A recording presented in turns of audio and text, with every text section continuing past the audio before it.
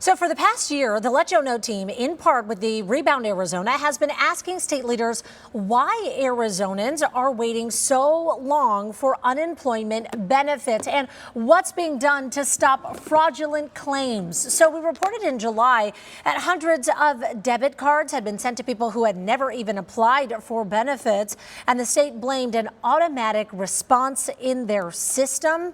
But all new this morning, we are hearing from the company ID.me that was hired by the state to help, and they tell our Joe Ducey what's to blame for all the delays. He's the head of a company hired to help clean up Arizona's unemployment compensation mess. Fraud should be in the low single-digit percentages. In many large states, similar to like Arizona, it's like 26%. Blake Hall is the co-founder and CEO of ID.me. The state's Department of Economic Security hoped ID.me's verification process would cut down on fraud, speed up claims. Hall contacted us after our story about Christy, who says when her unemployment benefits stopped, the ID.me process made things more complicated. You have a picture in there, all kinds of things to say, this is who I am, I'm not a fraud.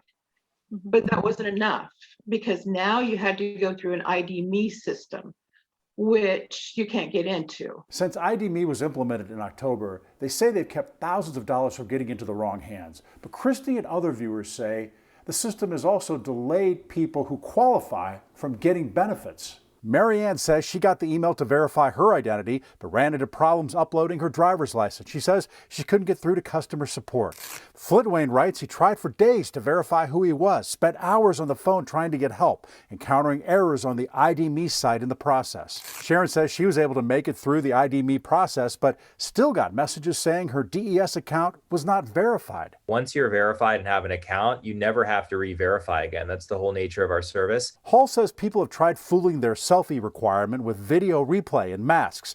He says expired driver's license, documentation problems, and trying to verify through the wrong links caused some issues.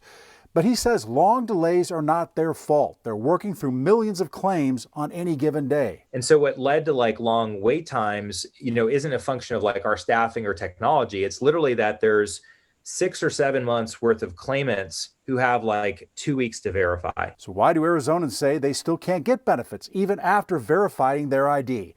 In a statement to us, DES says they're working with ID.me to look into specific instances where individuals have had difficulty verifying documents.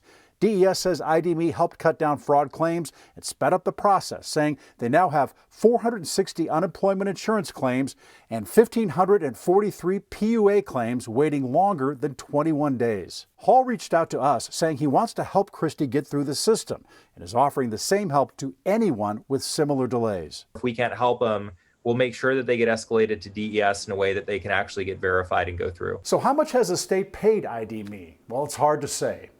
DES says it's based on successful verification and depends on the number of verifications we require. They say project support is included and people who can't verify identities are not part of the cost. Hall says he's going to try to help Christy and others who have issues. If that's you, go to abc15.com/letjoeknow and we have ID.me's contact information right there. I'm investigator Joe Ducey. If you got a problem, let me know.